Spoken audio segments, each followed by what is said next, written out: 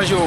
Vous pouvez me parler de le travail que la HCDH a fait la semaine dernière? Je crois que le bilan du HCDH, du Haut Commissariat aux droits de l'homme dans notre pays, c'est un bilan qu'on pourrait dire mitigé parce que dans un premier temps, le HCDH avait une mission à accomplir, sa feuille de route à accomplir, à assumer dans notre pays. Mais ce que nous voyons, c'est que les efforts ont été faits plus dans le domaine institutionnel et administratif. De ce côté, le bilan est acceptable, mais quant à ce qui concerne l'objectif même de la mission, par rapport à la protection et à la prévention des droits des citoyens togolais, de ce côté, nous voyons que le travail n'a pas été achevé. Parce que c'est suite aux violences qui ont suivi l'élection présidentielle de 2005 que l'ONU a dépêché l'ouverture de son bureau pays. Mais est-ce qu'au jour d'aujourd'hui, par rapport aux recommandations de la mission d'enquête, quel est le travail qui a été fait? Est-ce que les auteurs de ces actes ont été punis? Et au-delà, après, en présence même du bureau, il y a eu un rapport de la Commission nationale des droits de l'homme qui a épinglé le gouvernement togolais suite aux actes de torture que certains détenus avaient vécu dans l'affaire de complot contre la sûreté de l'État d'avril 2009. Et nous tous, les Togolais connaissent et l'opinion connaissent les suites de cette affaire. C'est que le président qui a dirigé cette commission a été contraint à l'exil sous menace. Et après cela, nous avons l'affaire des incendies, des grands marchés qui est resté sans suite également. Vous voyez que c'est de graves violations des Togolais qui ont été observées en présence du bureau pays du Haut Commissariat aux droits de l'homme. Mais aujourd'hui, les Nations Unies ont décidé de fermer leur bureau. Est-ce que cela vraiment va ajouter quelque chose? À quoi cela pourra aider les citoyens togolais dans leur vécu quotidien? Donc nous estimons que ce n'est pas opportun. Et le contexte dans lequel se situent les droits de l'homme dans notre pays présentement ne conviendrait pas que le bureau du Haut Commissariat ferme ses portes. Certes,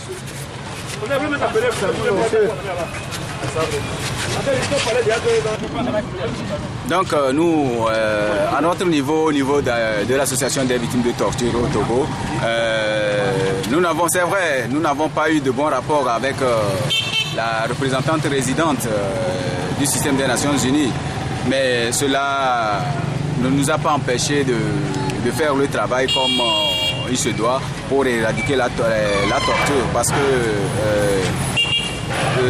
le travail, même la présence même du bureau dans ce pays était une forme de pression sur l'État togolais.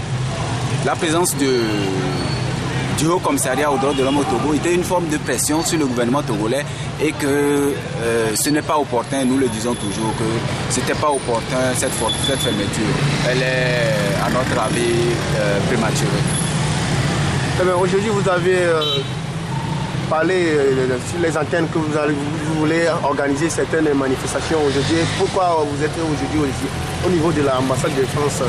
Oui, c'est vrai, la marche initialement prévue, c'était le départ devrait être la place des Nations Unies. Mais ce matin, nous avons constaté que cet endroit a été bouclé par les forces de l'ordre et de sécurité, les militaires. Donc c'est un endroit qui est carrément inaccessible et nous avons en commun accord maintenant avec la municipalité décidé de démarrer la marche en face de l'ambassade de France. Mais est-il que cette manière qui a consisté à militariser les endroits est faite délibérément par l'autorité afin de démobiliser, de semer la peur, la panique pour empêcher une mobilisation des populations pour venir célébrer, commémorer cette journée pour apporter le soutien des victimes, de leurs sympathisants, à toutes les victimes de torture dans le monde entier. Mais nous entendons organiser cette manifestation quand même, quel que soit le nombre, la mobilisation que nous aurons, nous allons la faire et puis pour que cette journée ne passe pas inaperçue dans notre pays. Parce que la question de la torture, les tortures existent et qu'il fallait à tout prix apporter notre soutien à l'endroit de ceux qui subissent quotidiennement la torture. Je veux parler des prisonniers qui sont dans des conditions vraiment alarmantes, déplorables. À ne voir que leur repas,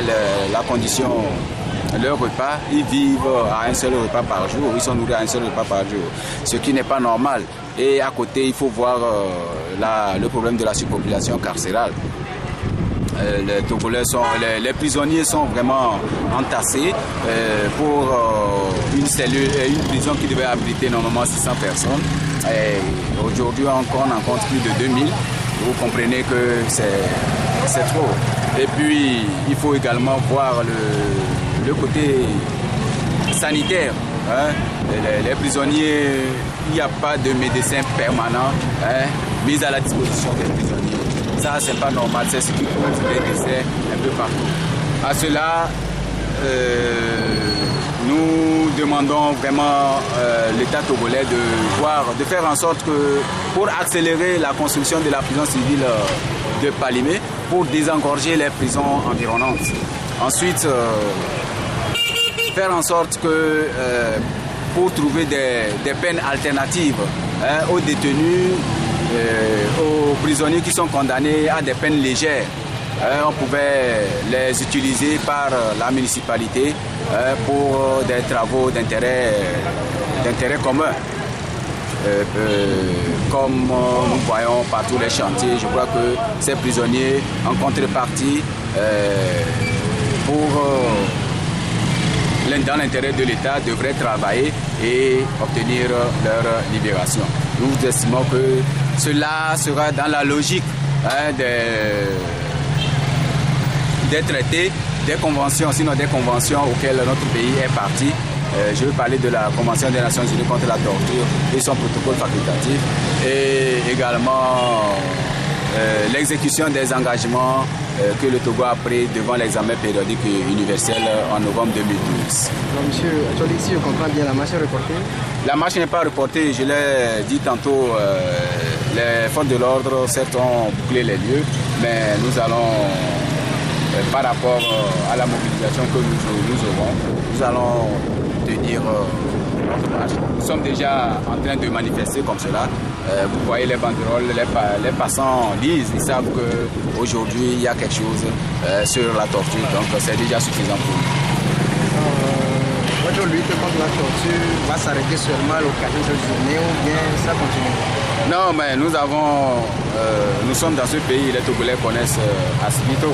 Nous avons commencé par l'idée dès notre création, sinon avant notre création, nous étions dans la rue et nous avons mis sur pied une entité qui est notre association et nous avons fait pas mal d'actions et il ne nous appartient pas de nous apprécier, les Togolais même en jugeront par rapport aux résultats que nous avons, par rapport à leur vécu en matière de torture. Il appartient aux Togolais de nous juger. Donc nous sommes là, nous vivons et puis nous allons continuer par œuvrer pour éradiquer la torture dans notre pays. Donc avez-vous l'impression d'avoir été entendu dans cette manifestation? Oui, naturellement. Nous sommes certains que s'il n'y avait pas les forces de l'ordre, la mobilisation les Togolais allaient sortir. par les soutiens que nous recevons partout. Il y a une mobilisation dans les consciences, mais sur le terrain, les forces de l'ordre, l'autorité a décidé d'empêcher la manifestation autrement en militarisant les endroits. Donc on ne peut rien. C'est moi qui vous remercie.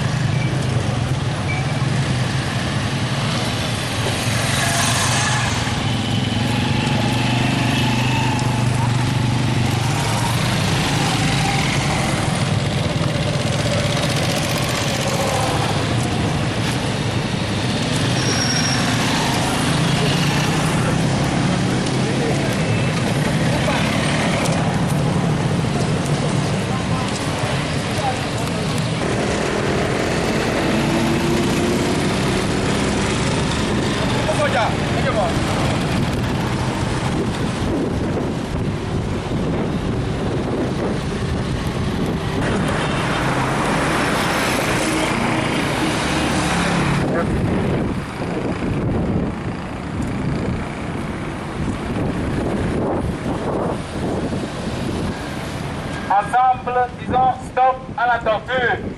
Stop torture. Stop torture. Stop torture. Nous remercions tous ceux qui se sont mobilisés ce matin aux côtés de l'association des victimes de torture au Togo pour organiser cette marche pacifique. Cette marche initialement prévue pour démarrer à la place des Nations Unies nous a été déviée. Le lieu très tôt ce matin a été bouclé par les forces de l'ordre et les autorités nous ont dit de démarrer la manif à partir de l'ambassade de France pour chuter à l'ambassade d'Allemagne où nous y sommes présentement. Nous estimons que c'est un message des autorités pour nous dire que leurs oreilles sont tournées seulement que du côté de l'extérieur. Donc, à travers peut-être l'ambassade d'Allemagne, les autorités entendront raison, entendront les cris de détresse des victimes de torture, des sympathisants, des familles, des victimes collatérales et autres. Notre message ce matin, c'est de demander, d'exiger du gouvernement togolais l'exécution et l'application de ces obligations à l'endroit de la communauté internationale, notamment la Convention des Nations Unies contre la torture et son protocole facultatif que notre gouvernement, notre pays a ratifié en 1987 et son protocole en 2010. Nous voulons également exiger par là l'amélioration des conditions de vie des prisonniers. Nous mettons en exergue surtout l'alimentation, car nos prisonniers sont toujours à un seul repas par jour, ce qui n'est pas normal. Nous voulons évoquer également le problème de la surpopulation carcérale. Les prisonniers sont vraiment trop peuplés, ils occupent en nombre excessif les cellules, ce qui n'est pas également normal. Le côté sanitaire également, les prisonniers sont laissés à eux-mêmes. Il n'y a pas d'infirmiers, de médecins permanents à la disposition des prisons civiles de notre pays. Et nous voudrions exiger de nos gouvernants l'amélioration des conditions de vie dans les milieux carcéraux. Nous voulons également exiger la mise en application des arrêts et avis des juridictions supranationales, notamment la Cour de CEDEAO, et les avis des recommandations du groupe de travail des Nations Unies sur la détention arbitraire. Ce groupe de travail a dit clairement de libérer certains détenus qui sont victimes des actes de torture. Jusqu'à ce jour, l'État togolais ne s'exécute pas et nous exigeons l'exécution rapide de cette décision.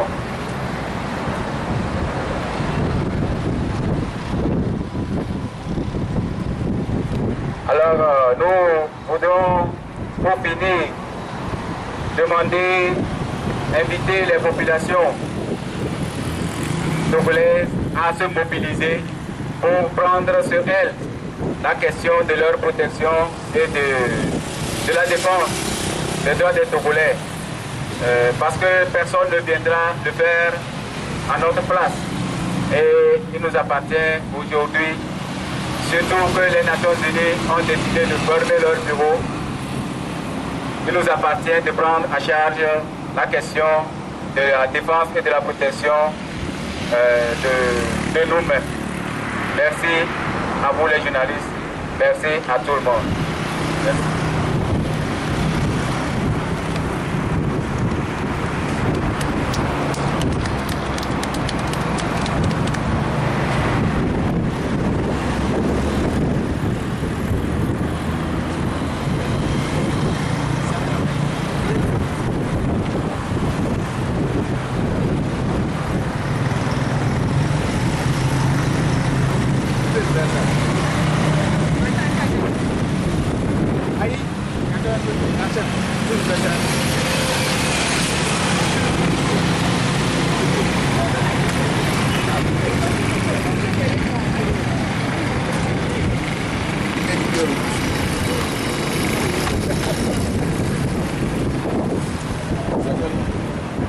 Vous pouvez aller derrière comme ça.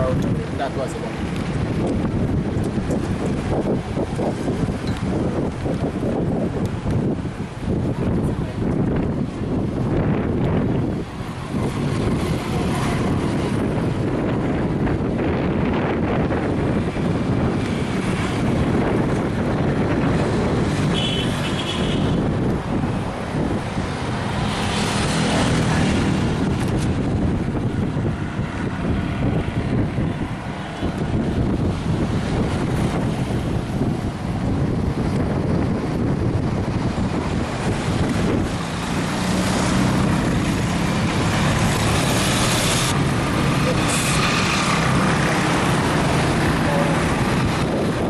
méchant.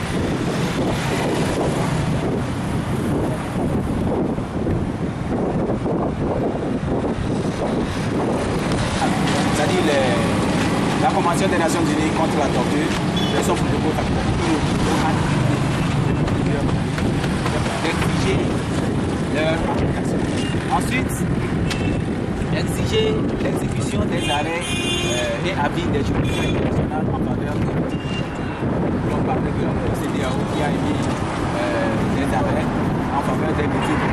Et le travail des Nations Unies sur la situation agricole a également émis ses avis sur certaines victimes de torture qui sont toujours maintenues en détention. Donc nous voulons exiger du gouvernement togolais la mise en application de ces différents arrêts et de ces recommandations des juridictions internationales. Nous exigeons également de l'État togolais qu'il respecte ses engagements qu'il a pris devant l'examen périodique universel à Genève en novembre 2012 concernant les conditions de détention dans les milieux carcéraux, dans les prisons. Donc les prisonniers sont toujours à un seul repas par jour, ce qui n'est pas normal. Nous exigeons 2 repas par jour pour les prisonniers.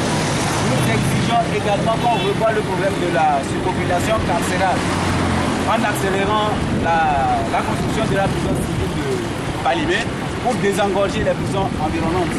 Nous voulons également que le côté sanitaire des prisonniers soit vraiment pris en charge d'une manière sérieuse. Écoutez, c'est pas terminé. Les autorités ont dit que... Vous êtes venu l'écouter, non? Donc,